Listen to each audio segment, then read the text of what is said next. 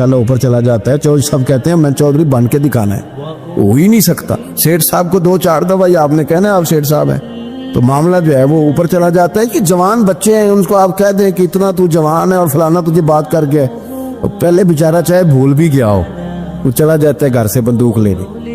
उन्होंने कहा बड़ी बातें की, पूरा गुस्सा ले गया ना। ये भी एक लहजा था। जवाब में हज़रत मुसा इब्न उमैर का भी लहजा था। अब बातें करते रहे तो ये हंसते रहे। तू यार इस रास्ते का मुसाफिर ही नहीं, ये तो उनको पूछना जो मुसाफिर है, कह जो कहना है। तू तुर शुरू होके गाली 1000 दे, ये वो नशा ही नहीं जो कोई तुरशी उतार दे। तू कर जो तूने बात करनी है वो करते रहे। जब गुस्सा ठंडा हो गया, सारा कुछ कह चुके, तो मुसा इब्न उमैर कहने लगे जी आपने डांटा है, हम तो तैयार बैठे हैं जाने के लिए। गए बस 2-3 बातें हमारी भी सुन लेंगे। मैं कहा सुनाइए। 2-3 आयतें पढ़ी कुरान पाक की, थोड़ा सा हुजूर की सीरत नूर को छेड़ा तो वो डंडा उन्होंने फेंक दिया। फरमाने लगे इस दीन में दाखिल होना हो तो तरीका क्या है? तो हजरत मुसा इब्न उमैर कहने लगे आप गुस्ल करें, कपड़े बदले, आए मैं कलमा पढ़ाता हूँ। उन्होंने गुस्ल किया, कपड़े बदले, कलमा पढ़ा। अब वापस गए तो इनको पता था मैंने जाना है, तो साद बिन मुआज ने रिजल्ट पूछना है। कहते हैं उसने मुझे भेजा था तो मैंने भी उसे भेजना है। कहते हैं मैंने जाके कहा उस कबीले का कबीला बनी हारसा के साथ मुकाबला चलता था। कहते हैं मैंने भी उसी तरह की स्टोरी सुनाई जाके। हालांकि हज़रत साद बिन मुआज कहते हैं जब ये आ रहे थे ना वापस, तो मैं समझ रहा था बंदा वो नहीं जो मैंने भेजा था, इसमें कोई इनकलाब आ गया, तब्दीली आ गई। आके कहने लगे यार तेरी वो खाला का बेटा है, मैंने क्या मुकाबला करना है, वो तो बनु हारसा वाले भी लड़ रहे हैं, तुम्हारा शरीका भी लड़ाई कर रहा है, तो तुम जाओ उनको भी बना करो और अपने शरीके को भी कहो कि ये हमारे घर का मसला है, हम खुद निमट लेंगे, तुम जाओ। कहते हैं मैंने कहा अच्छा अगर तुझसे भी नहीं ना हुआ तो अब मुझे 2 हाथ करने पड़ेंगे। आस्तीनें चढ़ा ली, डंडा पकड़ लिया। कहते हैं गया और जाकर जो मुझसे हो सकता था मैंने कहा। कि मैं पूरी तरह कह चुका ना, अब वहां तो लहजा बदल चुका था ना। हजरत सैयदना मुसा इब्न उमैर तो तय कर लिया था ना, सीखा था ना हुजूर से। तो मामला बड़ा इनफिरादी था, रंग ही बड़ा अनोखा था, कहे जिसने जो कहना है। अब यहाँ तो मामला दूसरी तरह का होगा। पूरी कहते हैं मैंने बात कर ली, तो वो मैंने कहा जाते हो कि नहीं? कहने लगे थी जाना है, जाना क्यों नहीं, सारी मार उड़ाना बाहू असी ते अगे ही उड़न आ रहे, तैयार बैठे। हमें मदीने वाले ने कहा था हबशा जाओ तो गए थे, वापस मक्के आओ तो आए थे, अब यहाँ भेजा है तो तू तारी मार उड़ाना बाहू असी थे अगे ही उड़न हारे। आपने फरमाया जाना तो है और आप कह रहे हैं जाओ, तो हम जाते हैं, लड़ाई नहीं करते, पर 2-3 बातें हमारी भी सुन लो। हज़रत साद बिन मुआज कहने लगे सुनाओ। तो मुसा इब्न उमैर का लहजा, लहजे का हुस्न, लहजे की खूबसूरती। लोग कहते हैं जी आपके पास ऐसा क्या है? तो भी जवाब ये है कुछ तो ऐसा है ना जो तुम्हारे पास नहीं, कुछ तो ऐसा है ना, तो जाओ टटोलो, सोचो, पता करो, कुछ तो ऐसा है ना जो तुम्हारे पास नहीं है, वो तलाश करना चाहिए कि जो कहीं और नहीं है, और अगर नहीं तुम्हारे पास तो वो हासिल करो, पैदा करो। हजरत सैयदना मुसा इब्न उमैर ने 2-3 आयतें सुनाई, हुजूर की बातें सुनाई। तो सुन सुन के सहाबा की बातें जब लोग मुसलमान होते थे, फिर सरवर आलम की यारो गुफ्तार का आलम क्या होगा। उन्होंने 2-3 बातें सुनाई तो हजरत साद बिन मुआज भी मुसलमान हो गए। अब वापस गए, ये कबीले के सरदार थे और ये वो लीडर थे जिन पर कबीला जान देता था। सारे लीडर इस तरह के नहीं होते कि कौम का एक खाइन है, बददियानत है। लीडर थे पर कबीला जान देता था। जाके खड़े हुए कबीले वालों के पास, कहने लगे मेरे बारे में तुम्हारा क्या ख्याल है? उन्होंने कहा सरदार कोई पूछने वाली बात है, ये तो हमारी को नेकी है कि आप जैसा सरदार मिला है। फरमाने लगे मुझसे प्यार करते हो हजरत जी? बड़ा। फरमाया मुझ पर तुम्हारे साथ आज के बाद कलाम हराम है।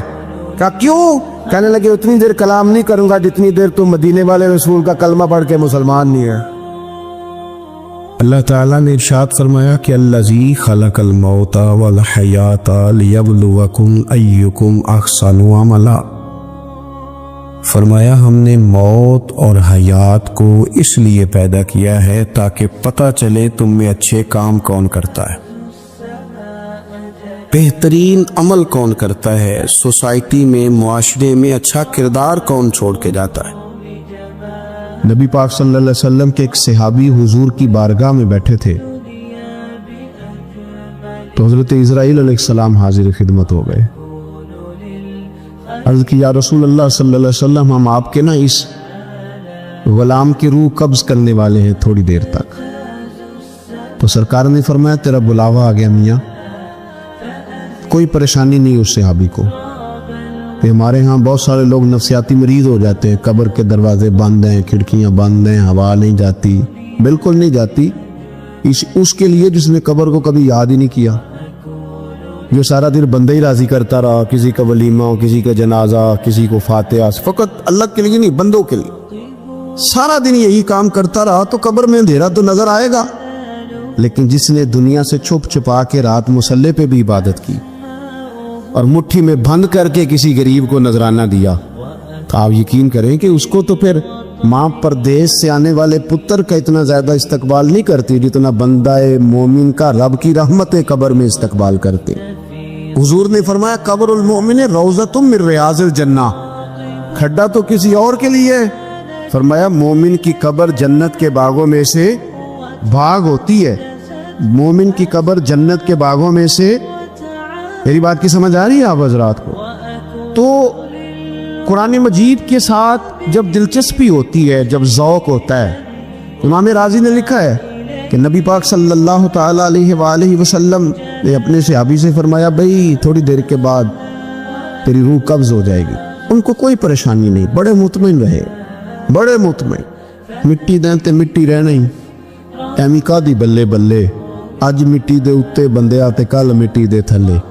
وہ مطمئن ہیں, وہ تیار بیٹھے تھے, بالکل تیار. ہلکی سی بات عرض کی یا رسول اللہ صلی اللہ علیہ وسلم وقت آ گیا ہے, بس آپ مجھے وہ کام بتائیں جو میں کرتا ہوا دنیا سے جاؤں تو رب قریب میرے لیے جنت کا فیصلہ فرما دے. یہ آپ بتا دیں. نہ دوڑ کے گھر گئے, نہ کوئی وصیت لکھنے گئے, وہیں بیٹھے. حضور حکم کر دے کیا کروں؟ تو نبی پاک صلی اللہ تعالی علیہ وسلم نے فرمایا جا قرآن کے صفحے اٹھا کے لا, تو بیٹھ کے پڑھ اور میں تجھے پڑھاتا ہوں. فرمایا قرآن مجید سیکھتا سکھاتا دنیا سے جا, رب بغیر حساب کتاب جنت عطا فرمائے گا.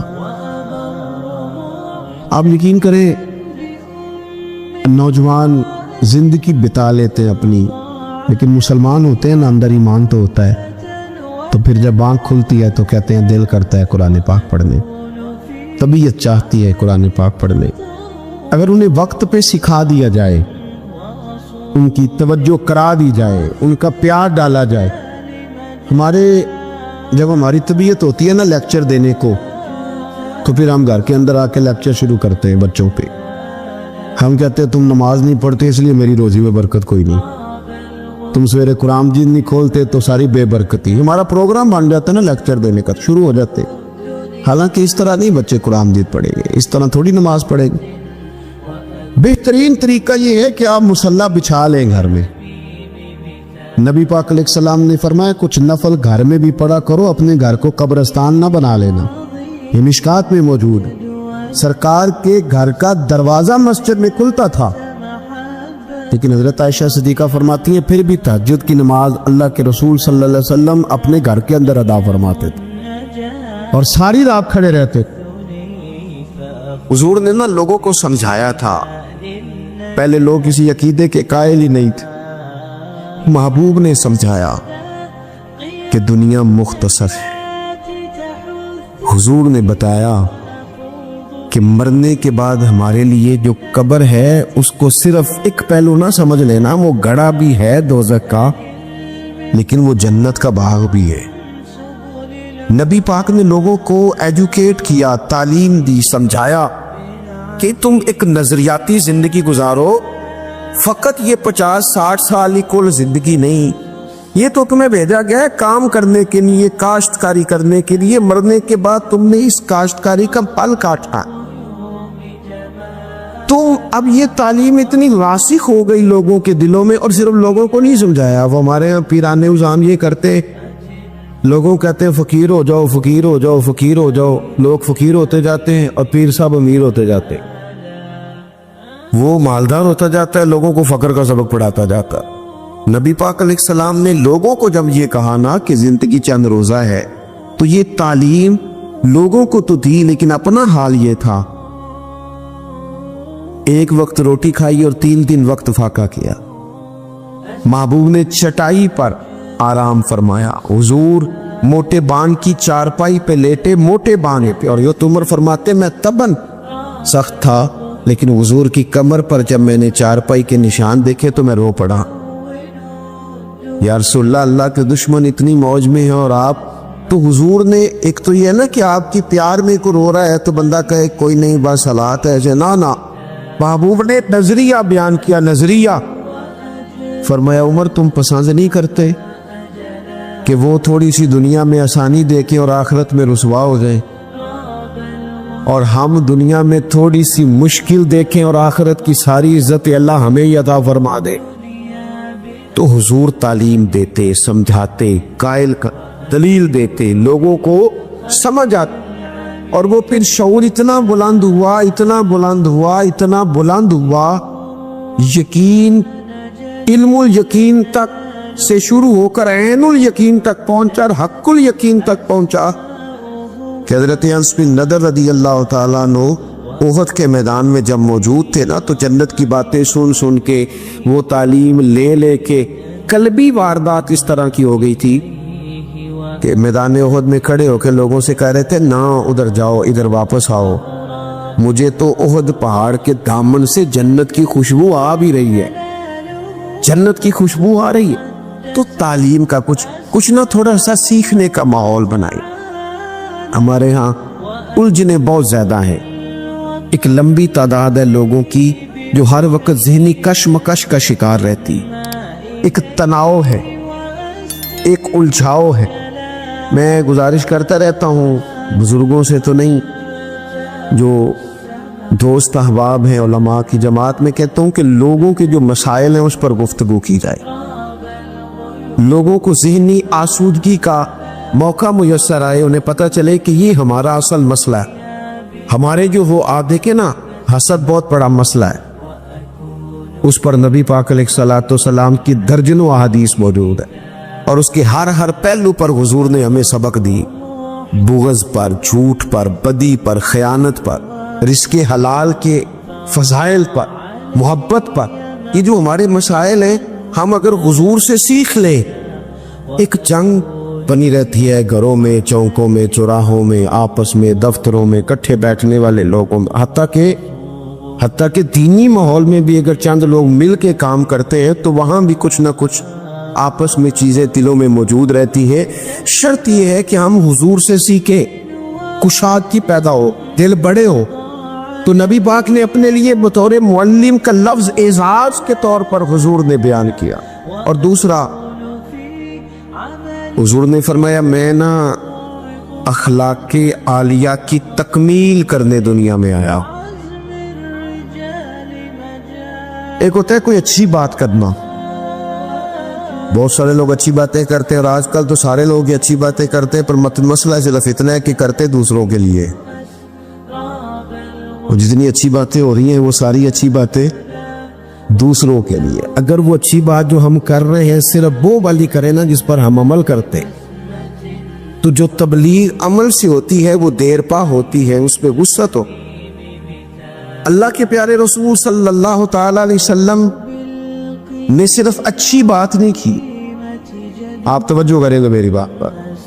حضور نے صرف ایسا نہیں کہ ایک اچھی بات محبوب نے کر دی, حضور نے وہ والی اچھی بات کی ہے کہ اس سے زیادہ اچھی بات ہو سکتی نہیں. اعلیٰ حضرت کہتے ہیں سارے اچھوں سے اچھا سمجھیے جسے ہے, اس اچھے سے اچھا ہمارا ہے. ایک ہوتا ہے روٹین میں کوئی خیر کی بات کرنا, اور ایک ایسی بات کر دینا کہ پھر گنجائش باقی نہ رہے. نبی کریم علیہ السلام نے وہ خیر کی باتیں کی ہیں کہ مزید پھر گنجائش ہے. کہ جو ہمارے یہاں مصیبت بن گئی ہے نا کہ ہم نے وہاں سے بھی سیکھنا ہے دانش, وہ ہمارے اسکولوں کالجوں کی دیواروں پر انگریزوں کے قول بھی لکھ دیے. تو میں کہتا ہوں کیا احادیث ساری یاد ہو گئی تھی بچوں کو, قرآن مجید کی آیات یاد ہو گئی تھی, اور کیا کوئی ایسی بات تھی جو حضور نے بیان نہ کی ہو جو آپ کو ادھر ادھر جانا پڑا؟ اللہ کے پیارے رسول صلی اللہ تعالی علیہ وسلم نے تکمیل کر دی اخلاق عالیہ, بلندی اخلاق जहां तक जा सकते थे वो सारी चीजें हुजूर ने हमें दी हैं। اخلاق کی کوئی ایسی بات نہیں جو رسول پاک صلی اللہ تعالی علیہ وسلم نے ہمیں نہ بتائی ہو، اور وہ باتیں ہمیں یاد بھی ہیں۔ بس مسئلہ یہ ہے کہ تقریریں میں آج کل یہ دیکھتا ہوں کہ آپ آ جائیں، آپ یہاں بھی بیان کر دیں، آپ تھوڑا وہاں بھی کر لیں، تھوڑا وہاں بھی کر لیں۔ تو میں یہ اکثر کہتا ہوں دوستوں سے کہ اگر تو تقریریں ہیں فقط کانوں کی لذت کے لیے، پھر تو سارا دن سنو، اور اگر عمل کے لیے ہے نا تو پھر میرا خیال ہے 20 منٹ اگر کسی نے کوئی بات سن رکھی ہے تو عمل کے لیے کافی ہے، وہ عمل کے لیے کافی ہے۔ وہ بزرگ ایک مثال دیا کرتے تھے کہ ایک شخص نے کسی مولانا سے سن لیا تھا، بعض اوقات لوگ کھیتوں میں قضائے حاجت کے لیے جاتے تھے پیشاب کرنے، تو کہا سخت جگہ پہ پیشاب نہ کرو، وہ اس لیے کہ پیشاب کے چھینٹے پلٹ کر کپڑوں پہ نہ آئے۔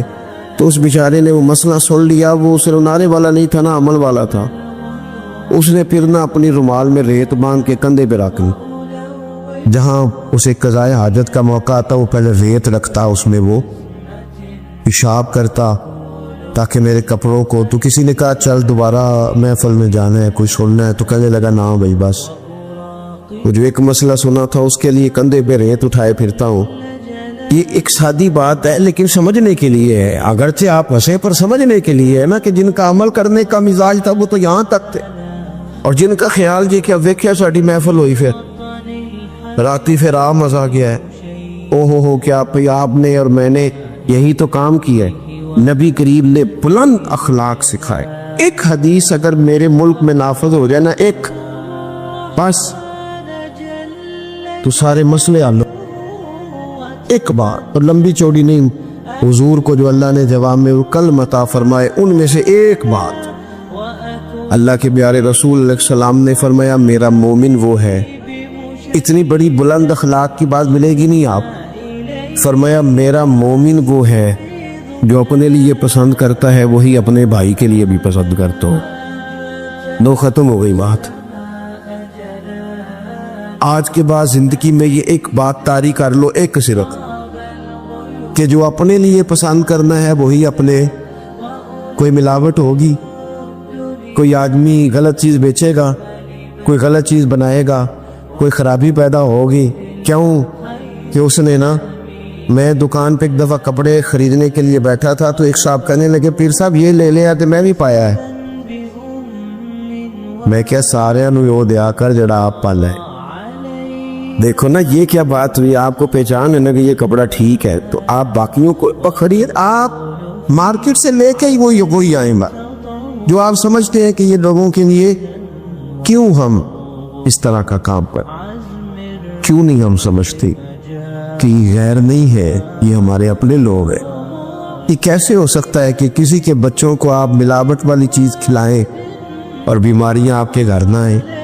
داتا گانجی بخش علی اجمیری رحمت اللہ تعالی علیہ آپ فرماتے ہیں کہ حضرت جنید بغدادی کا مرید تھا، 4 دن پیر صاحب کے پاس آیا تو بعد میں خود پیر بن گیا، خود پیر بن گیا۔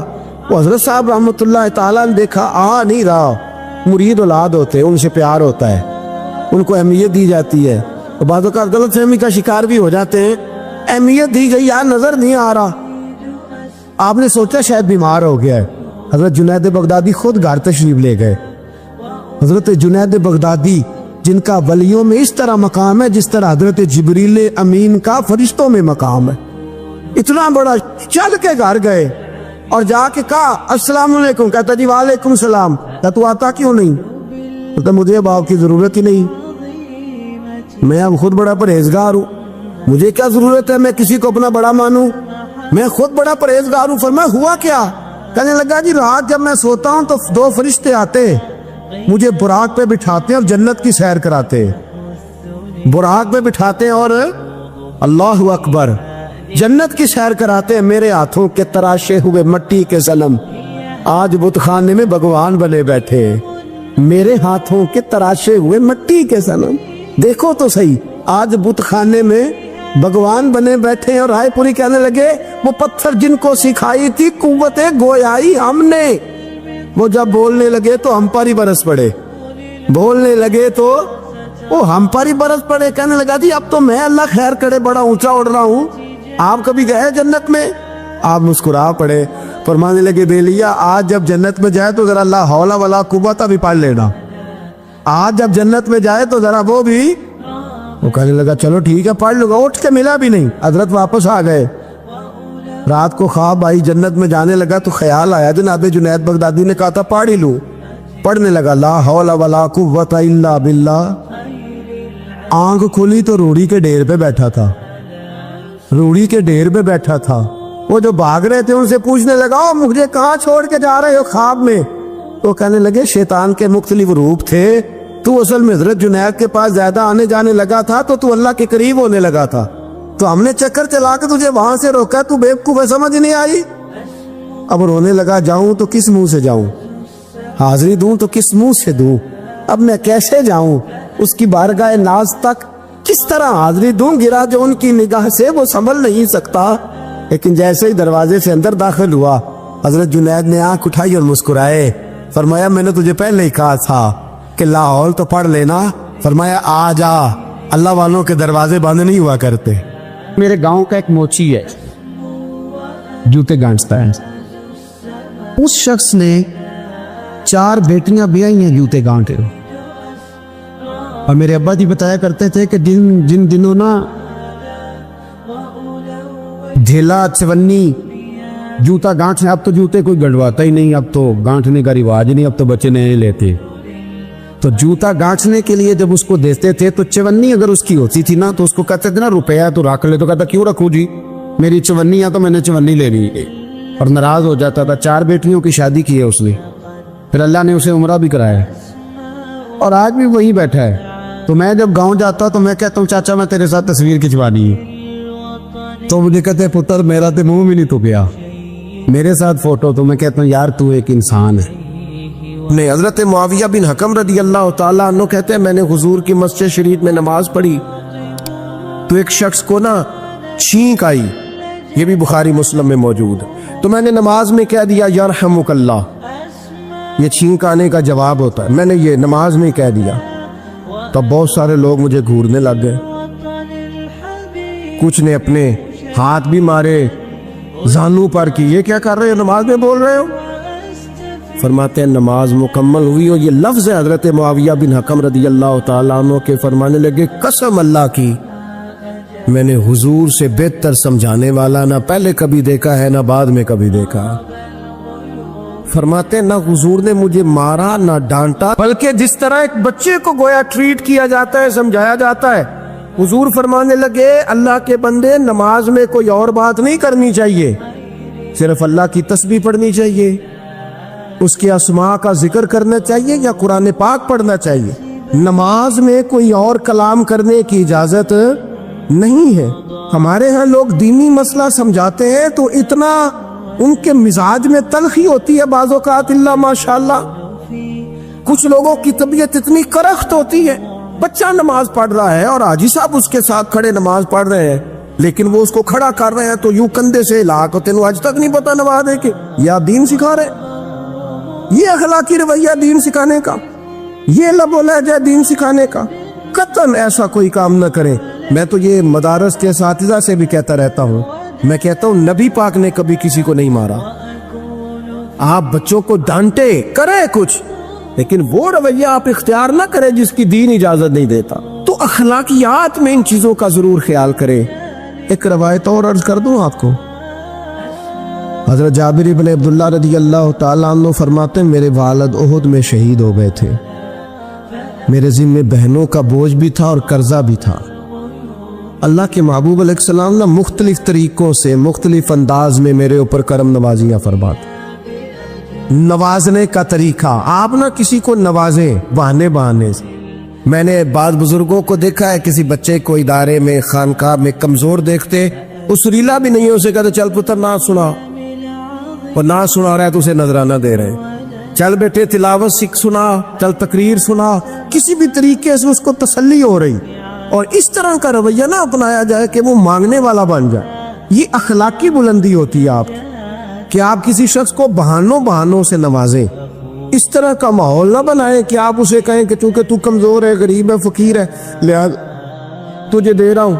حضرت جابر ابن عبداللہ فرماتے ہیں، اور یہ بھی آپ کو مسلم شریف میں ملے گا، فرماتے ہیں کہ جنگ میں میں حضور کے ساتھ تھا، میرا اونٹ بڑا کمزور ہو گیا، بیمار ہو گیا، چل نہیں رہا تھا۔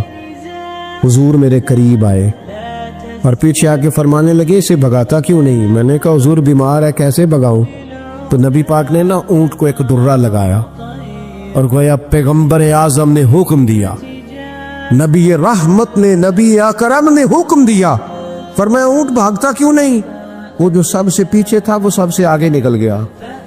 واہ کیا جود و کرم ہے شہ بطحا تیرا، اور نہیں سنتا ہی نہیں مانگنے والا تیرا۔ سرکار نے حکم دیا، وہ اونٹ سب سے آگے نکل گیا۔ اب حضور گھوڑا دوڑا کے آگے آئے، فرمانے لگے جابر یہ اونٹ میرے ہاتھ بیچ نہیں دیتا، وہ بیمار تھا، حضور کے حکم سے بھاگا ہے، فرمایا بیچ نہیں دیتا۔ کہا نہیں یا رسول اللہ آپ ویسے ہی رکھ لیں، فرمایا نہیں میں پیسے دوں گا۔ یا رسول اللہ آپ کا یہ ہے، فرمایا نہیں آپ قیمت بتائیں۔ حضور ٹھیک ہے اتنے کا اونٹ ہے، میں مدینہ طیبہ جا کے آپ کی خدمت میں پیش کر دوں گا۔ حضرت جابر ابن عبداللہ فرماتے ہیں حضور نے مجھ سے اونٹ خریدا، مدینہ طیبہ پہنچ کر نبی پاک صلی اللہ تعالی علیہ وسلم نے سیدنا بلال حبشی سے فرمایا جابر کو اونٹ کی قیمت بھی دے دو اور کچھ پیسے زیادہ بھی دے دو۔ فرماتے ہیں مجھے اونٹ کی قیمت بھی مل گئی، کچھ پیسے زیادہ بھی مل گئے، اور جب میں حضور کی بارگاہ میں حاضر ہوا اونٹ پیش کر کے اور قیمت لے کے جانے لگا تو حضور فرمانے لگے جابر جانا نہیں، قیمت بھی تیری ہے، اونٹ بھی تیرا ہے۔ نبی پاک نے وہ اونٹ بھی تحفے میں مجھے واپس دے دیا۔ یہ اخلاقی رویے کی بلندی کہ کسی شخص کی غربت میں اسے نوازنا، لیکن اس طرح کا نوازنا کہ اسے محسوس نہ ہو۔ حضرت عمار ابن یاسر رضی اللہ تعالیٰ عنہ کے پورے خاندان کو کفار نے گھیر لیا، مارنا پیٹنا شروع کیا، آپ کو بھی، آپ کے بھائی کو بھی، آپ کی والدہ کو بھی، آپ کے والد کو بھی، اتنا مارا کہ لہو لہان کر دیا، زخم پہ زخم کھا کے جی خونے جگر کے گھونٹ پی اور آہ نہ کر لبوں کو سی، یہ عشق ہے کوئی دل لگی نہیں، یہ آزمائش حسن ہے اگر کسی کو راہ خدا میں آئے۔ سیدنا عمار ابن یاسر کی والدہ کو اس طرح مارا کہ ان کی ایک ٹانگ ایک اونٹ کے ساتھ باندھ دی، دوسری کے ساتھ باندھ دی، اور پھر ان کو نیزے مارے حتیٰ کہ 2 حصوں میں کٹ گیا وجود، اور وہ باہمت خاتون درد سہتے سہتے